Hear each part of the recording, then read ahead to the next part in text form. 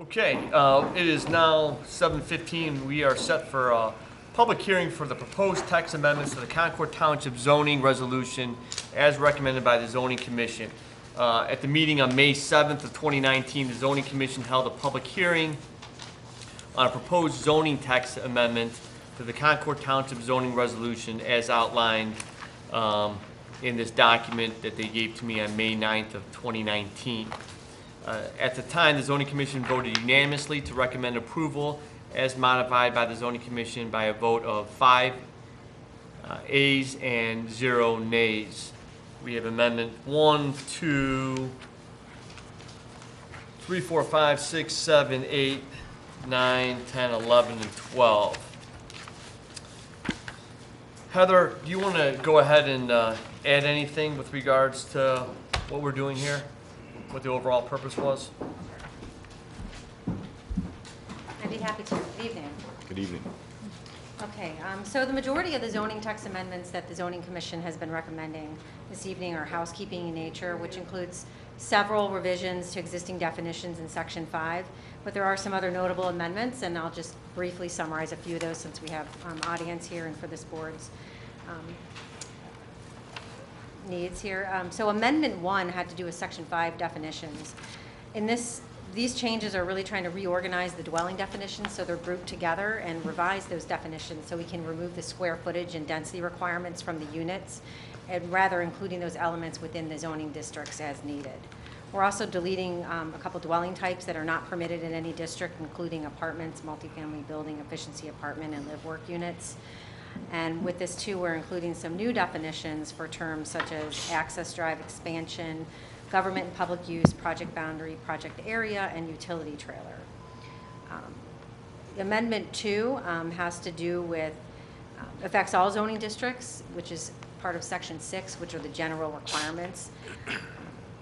In Section 6.02I, which is prohibited uses, storage, and collection of junk motor vehicles, we're changing the regulation for junk motor vehicles. The new regulation would require that any junk motor vehicle that's located on a property for more than 30 days would be required to be stored in a garage rather than just on the property and not viewable from any other property.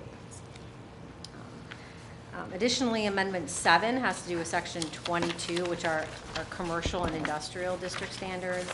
In this section, we're proposing to add some additional permitted uses in the RD2 district. That's our industrial district off of Capitol and Discovery, just west of Auburn Road. We're proposing to add in automotive repair, wholesale business, and warehouse facilities as additional permitted uses. Amendment 8 has to do with Section 29, which is our off-street parking requirements. In here, we're proposing new regulations that address the parking and or storage of a utility trailer in a residential district. Now proposing that any utility trailer must meet the same requirements as any recreational vehicle that we already regulate within the code. One of the other items that we were proposing to eliminate was the screening requirement for recreational vehicles and trailers. Since then, I have heard a little bit of feedback from resident in regard to that, with the feeling that we should leave that screening requirement in. Just so you know, I'm passing that message along to you. Also, we're proposing to add a new regulation stating that no construction equipment or vehicles, including but not limited to like backhoes, bulldozers, and trenches, they shall not be parked on a residential lot or on a lot in a residential district for more than 30 days.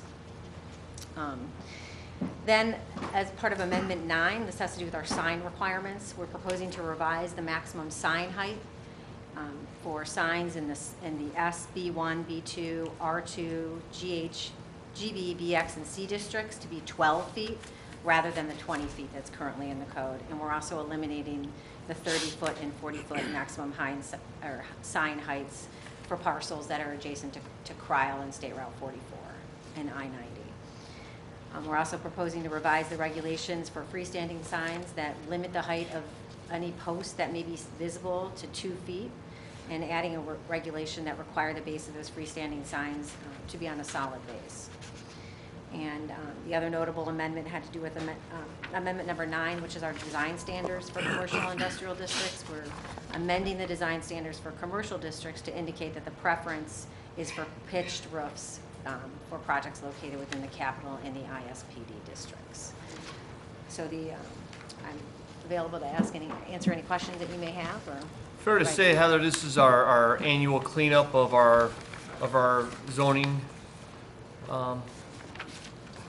regulations, Yes, yes.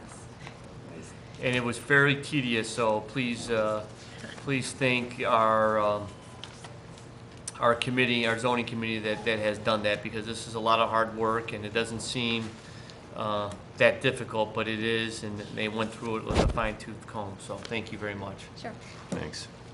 thank you. All right, this is a public hearing, and so if there's anybody who wants to speak with regards to the zoning text amendments we'll go from this left side of the room, please come on up here and speak.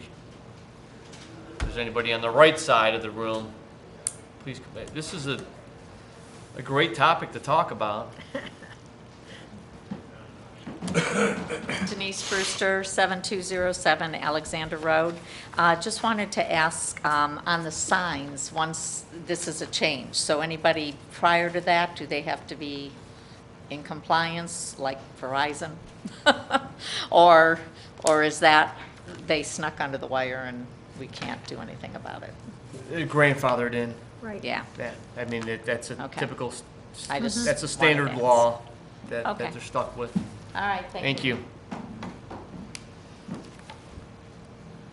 But that's important, that shows the importance of why we need to keep on going through these things and making those changes as those things pop up. Okay, with that, I'm going to close any questions from the board? Connie? No. No. Is anybody No. okay that we close this? Yes. If we Yes. close this, we're required to go ahead and vote on it today. Okay. Or not today, but within the next 20 days, so. Okay. I'm going to go ahead and close the public hearing. Okay. It is now 7:30 yet? No, it's 7:22. All right, so we have to wait statutorily to 7:30, so we have 8 minutes, an 8-minute break, so.